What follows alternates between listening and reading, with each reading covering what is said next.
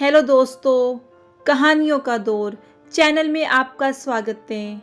हमारी आज की कहानी है सास को हुआ अपनी भूल का एहसास। तो चलिए कहानी शुरू करते हैं। राधा जी एक मध्यम वर्गीय परिवार की मुखिया थी। वे अपने बेटे शुभम और बहू मनीषा के साथ रहती थी। एक बेटी सीमा थी जो कि शादी के बाद अमेरिका में बस गई थी।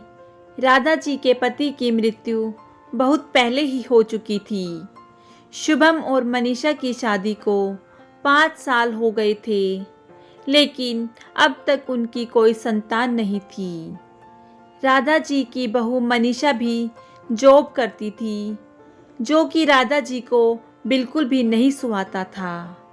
वे जल्द से जल्द दादी बनना चाहती थी, लेकिन मनीषा और शुभम यह अच्छी तरह से जानते थे कि अभी मनीषा का जॉब करना कितना ज़रूरी था।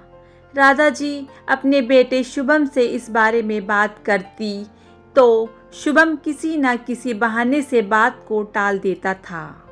इसलिए वे मनीषा को ही परेशान करने के बहाने ढूंढती रहती थी ताकि वह अपनी जॉब छोड़ दे। और अभी कोरोना काल में तो मानो उनके मन की मुराद ही पूरी हो गई थी। हालांकि वे दिल की बुरी नहीं थी, लेकिन पोते की चाह में वे ना चाहते हुए भी ऐसा कर जाती थी। अपनी हम उम्र सहेलियों को दादी बनते देखकर उनका मन दुखी हो जाता था। उस दिन भी घर में ऐसा ही कुछ हुआ। ऑफिस में काम की वजह से मनीषा देर तक सोती रही और राधा जी को अच्छा खासा मौका मिल गया। ये क्या बहू, अभी तक सो रही हो? पता है सुबह के 10 बज गए हैं। शुभम भी बेचारा कब से उठकर ऑफिस के काम पर लग गया है और तुम हो कि अभी तक सोई पड़ी हो। चलो अब उठकर सबके लिए चाय नाश्ता बना लो। मुझसे कुछ हो नहीं पाता है, वरना मैं तो तुम्हारे भरोसे कभी ना रहती, खुद ही सब कर लेती। सॉरी माँ जी, वह देर रात तक काम चलता रहा, इसलिए सुबह सुबह ही सो पाई थी, इसलिए समय का पता नहीं चला। आप चलिए, मैं अभी जल्दी से आती हूँ। हाँ हाँ ठीक है, मेरा कुछ नहीं, पर शुभम को देख लो, उसे कुछ चाहिए तो नहीं, कब से उठा है बेचारा। हे भगवान, मुझे जल्दी से ठीक कर दे ताकि मैं ही अपने बेटे का ध्यान रख सकूं। राधा जी ने नाटकीय अंदाज में कहा। राधा जी ने अपनी बहू मनीषा को उठाते हुए कहा।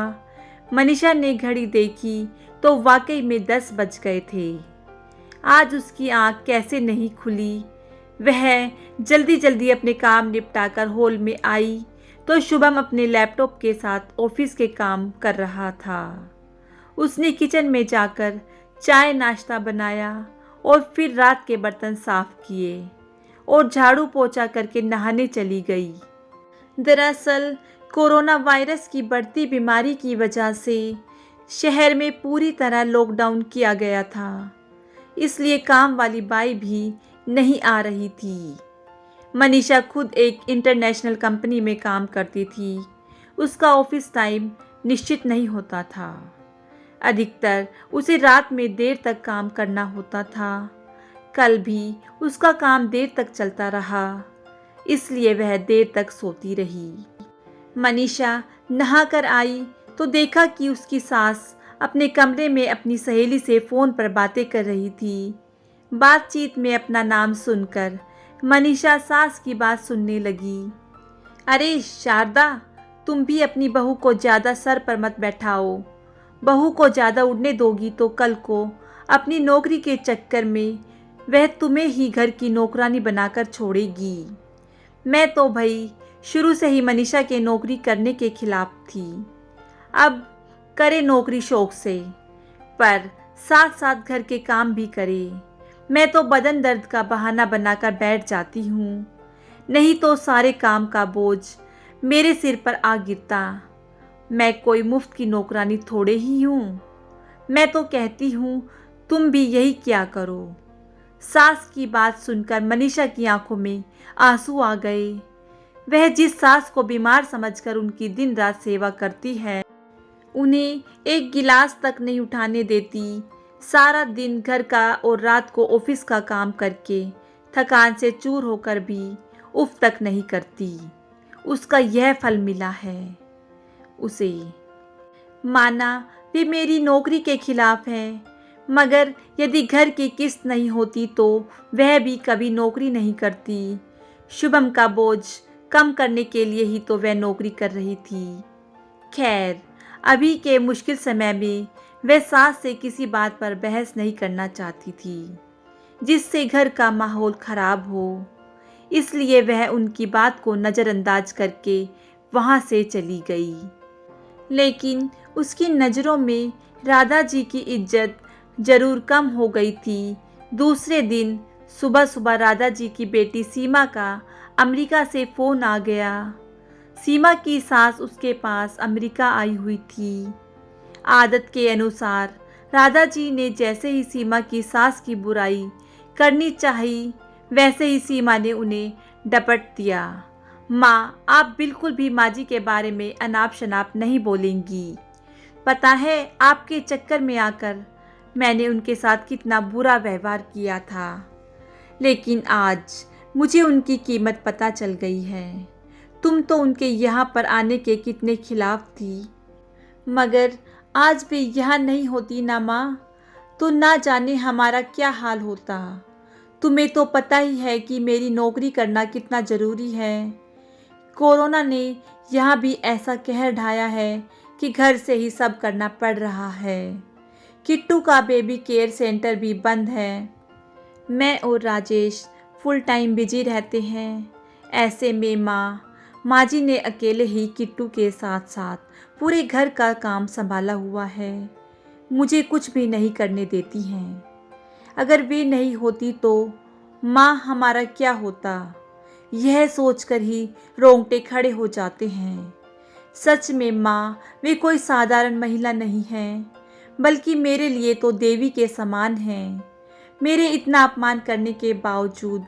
और सीमा रोने लगी। उसने फ़ोन कट कर दिया। सीमा की बात सुनकर राधा जी की भी आंखें भर आई। उन्हें अपनी भूल का एहसास हो गया था। मनीषा तो वाकई उनका कितना ख्याल रखती है। उनकी कड़वी से कड़वी बात का भी बुरा नहीं मानती है, उल्टे जवाब भी नहीं देती। वाकई अभी का समय तो एक दूसरे को हौसला देने का है, सारे गिले शिकवे भुलाकर एक दूसरे की मदद करने का है।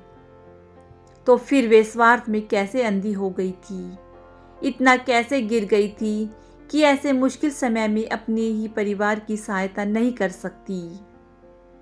उन्होंने उसी समय मनीषा को बुलाकर उसके सिर पर प्यार से हाथ फेरते हुए कहा, मनीषा, आज से घर के कामों की आधी जिम्मेदारी मेरी रहेगी। मैंने आज तक तुम्हें जो भी कहा और किया उसके लिए सॉरी।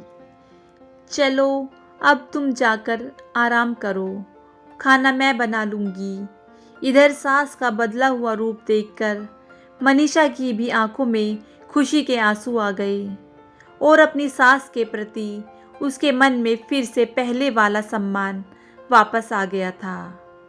शायद हमारे जीवन में मुश्किल समय आता ही इसलिए है कि हमें एक दूसरे की अहमियत का पता चले। दोस्तों, अपनी गलतियों का एहसास होने और आगे बढ़कर माफ़ी मांगने से वाकई इंसान छोटा नहीं बल्कि बड़ा हो जाता है, राधा जी की तरह। दोस्तों, आज की सास बहू की ये कहानी आपको कैसी लगी, मुझे कमेंट करके ज़रूर बताएं।